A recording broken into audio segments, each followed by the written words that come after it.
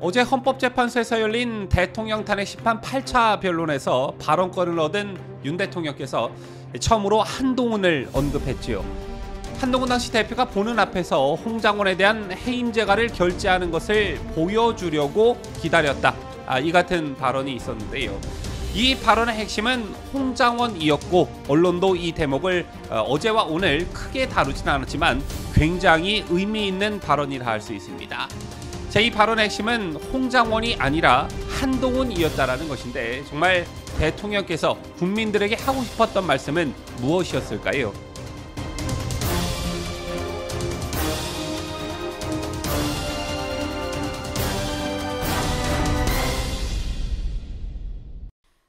시청자 여러분 안녕하십니까? 뉴스데일리 베스트 민앵커입니다. 윤석열 대통령의 탄핵 심판 과정에서 국민들께서 절대 놓쳐서는 안 될 중요한 증언이 나왔지요. 어제 열린 탄핵 심판 8차 변론에 윤 대통령 측 증인으로 출석한 조태용 국정원장의 증언이 바로 그것입니다.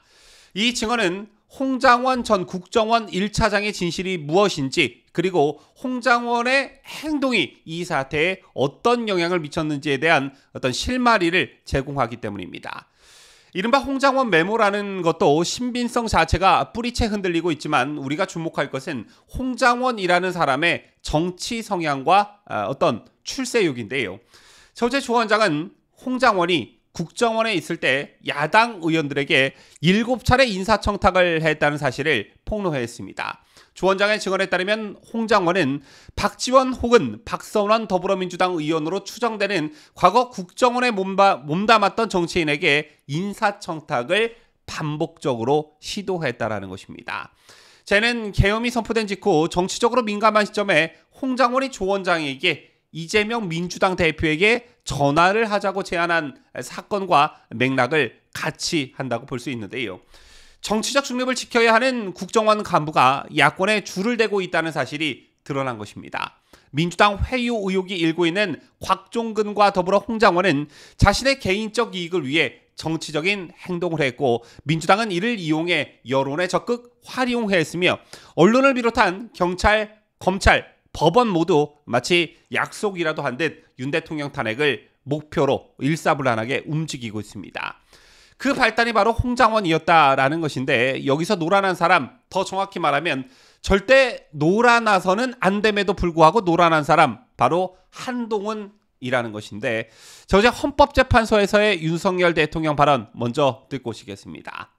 분명한 사실은 벌써 몇 달 전부터 정치적 중립 문제와 관련해서 원장의 신임을 많이 잃은 상태였던 것을 제가 알 수 있었습니다. 그래서 제가 국정원장한테 좀 한 소리 했습니다. 아니, 주례 보고를 하는데 국정원 1차장이 이렇게 원장의 그 신뢰를 잃은 상황이면 이만큼 중요한 정보가 어디 있느냐? 왜 나한테 이거를 미리 보고를 안 하셨습니까? 그랬더니 관찰을 좀 하다 보니 늦었습니다 라고 하면서 여러 가지 말씀을 하셨고요. 저는 즉시 원장님이 쓰는 사람인데 원장님이 그렇게 신뢰를 못하겠다 하면 인사조치 하십시오. 그리고 후임자는 누가 좋은지 생각해서 알려주십시오. 그래서 아마 후임자 얘기가 그 다음날 있었을 것을 원장님께서 아마 이 두 가지를 섞어서 좀 생각하시는 게 아닌가 싶고요. 저는 기억이 분명합니다. 그리고 제가 원장님으로부터 그 해임 사유를 들어보니 홍장원 1차장 본인도 자기가 이미 국정원장한테 많이 눈밖에 나가 있고 신뢰를 잃었구나 하는 사실을 본인이 알 수 있었을 상황입니다. 아까 국정원장도 자기가 홍장원에게 무슨 책 잡힐 일이 있었으면은 대통령에게 해임 건의를 못했을 거라고 한 것처럼 저 역시도 홍장원과 제가 부적절한 뭐가 있었다면 즉시 원장 판단에 따라서 조치하세요라고 제가 못했을 것이고요. 기간이 오래 걸린 게 아닙니다. 12월 6일 오전에 올라왔습니다. 그 해임 안건이 재가건이 인사혁신처로부터 올라왔는데 그날 제가 우리 여당 의원들이 국회에서 의원총회를 하는데 대통령께서 오셔서 이 비상계엄의 과정, 그 경위와 과정에 대해서 좀 한 말씀 해주셨으면 좋겠다고 해서 제가 고민하다 가기로 했는데 한동훈 대표가 오실 필요 없고 자기가 오겠다고 관저로 오겠다고 했기 때문에 제가 한동훈 대표가 온다니까 한동훈 대표 보는 앞에서 홍장원에 대한 해임 재가를 결재하는 것을 보여주려고 제가 조금 기다렸습니다. 왜냐하면 마치 무슨 그 12월 6일 날 아침에 그런 기사가 났고 제가 홍장원에게 그런 지시를 했다고 막 기사가 나서 그런 오해가 생기니까 제가 한동훈 대표한테 이거 봐라. 내가 홍장원한테 이게 약점 잡힐 일이 있으면 이거 제가 하겠냐라고 하면서 들어와서 얘기 좀 나누다가 가기 전에 제가 하는 데 가서 한동훈 대표 뭐 가까이 봤는지는 모르겠습니다만 오라 그래서 제가 하는 것을 보여줬고요. 그리고 어쨌든 홍장원에 대한 해임 사유는 자세하게 말씀드리긴 어렵지만 하여튼 야권과 관련한 정치적 중립 문제가 심각하다는 말씀이었습니다. 근데 아까 뭐 전화 한번 한 거 가지고 원장도 뭐 여당 의원하고 전화하는데 뭐 야당 의원하고 그런 정도 문제는 아니라는 점을 이 자리에서 자세하게 말씀은 드리기 어렵습니다만은 자, 이 같은 어제 대통령의 말씀을 언론에서는 크게 다루지 않고 있고 뭐 다뤄도 홍장원의 포커스를 맞춰 보도를 하던데 자, 이 대통령 말씀의 포커스는 홍장원이 아니라 바로 한동훈입니다. 여당 의원들이 국회에서 의원총회를 하는데 대통령께서 오셔서 비상계엄 경위와 과정에 대해 한 말씀 해주셨으면 좋겠다고 해서 고민하다가 가기로 했는데 한동훈이 오실 필요 없습니다. 자기가 관저로 가겠다고 해서 왔다라는 것이죠. 자, 그래서 대통령께서는 한동훈을 기다렸다는 것이고 한동훈이 보는 앞에서 홍장원에 대한 해임 재가를 결재하는 것을 보여주려고 했다는 것입니다. 왜 굳이 대통령께서는 그때 한동훈에게 홍장원에 대한 해임 재가를 결재하는 것을 직접 보여주려 했을까요?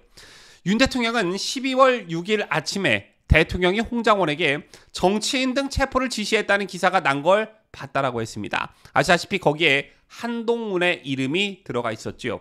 사실은 그게 아닌 게 어쨌든 뭐 기사가 나오고 한동훈과 오해가 생기니까 자, 이런 오해를 풀기 위해서 이거 봐라, 내가 홍장원한테 약점 잡힐 일이 있으면 제가 하겠냐라면서 그걸 한동훈에게 보여줬던 것이고 홍장원이 어떤 문제적 인물인지를 한동훈에게 직간접적으로 설명을 해줬을 겁니다. 그렇다면 대통령께서 그렇게까지 했으면요 알아들었어야 하는 것 아니냐는 것이지요. 특히나 더군다나 수십 년을 검사 생활을 같이 하면서 형동생으로 지내왔고 자신을 법무부 장관에 앉혀 당대표까지 할 수 있게 만들어준 그런 대통령이 그렇게까지 말씀하셨다면 알아쳐먹었어야 맞는 것 아니냐는 겁니다. 자, 그런데 한동훈 대통령을 만나고 돌아와서 언론에 어떻게 떠들어댔느냐? 윤석열 대통령을 만났지만 직무 정지해야 한다는 제 판단을 뒤집을 만한 말을 듣지 못했다. 이렇게 말을 했습니다. 정말 기가 막히지요. 그러면서 한동훈은 과거 최순실 사안과는 다르게 이번에는 군을 동원해 국민을 향해 계엄을 선포하고 국회에 진입한 심각한 상황들이 드러나고 있다며 특단의 조치 없이는 상황을 타개하지 못한다라고 했습니다. 물론 그때 계엄 당시 갑작스러운 비상계엄 선포에 놀라신 국민들도 계시지만 시간이 지나고 보니 그런 게 아니었다는 게 거의 다 밝혀졌죠. 그런데 그때 당시 국민들은 그랬을지언정 한동훈 그러면 안 되는 거였습니다. 한동훈이 발끈한 상당의 이유가 이른바 홍장원이 밝힌 정치인 체포 명단에 들어가 있는 한동훈 본인의 이름이었을 텐데 그게 아니라고, 홍장원이 어떤 사람이라고 대통령께서 직접 설명을 했음에도 불구하고 한동훈이 저런 태도를 보였다는 것을 절대 용납해서도 안 된다는 것입니다. 그리고 또 한 가지, 한동훈이 정말 짐승이 아니라 사람이라면요 홍장원과 곽정원의 증언이 거의 거짓이라는 게 확인이 되고 있는 그런 과정에서 사람이라면 어떻게 하면 조기 대선에 나올 수 있을까? 꼼지락꼼지락 잔머리 굴리지 말고 대통령에 대한 공개적인 사과가 먼저 있어야 하는 것입니다.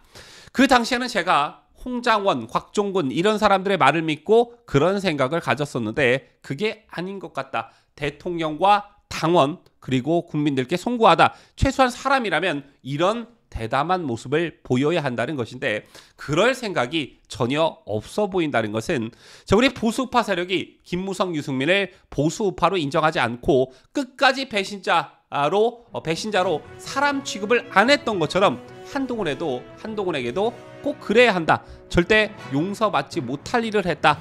저는 이렇게 생각합니다. 지금까지 저는 자유대한민국을 소화하는 뉴스데일리 베스트 민앵커였습니다.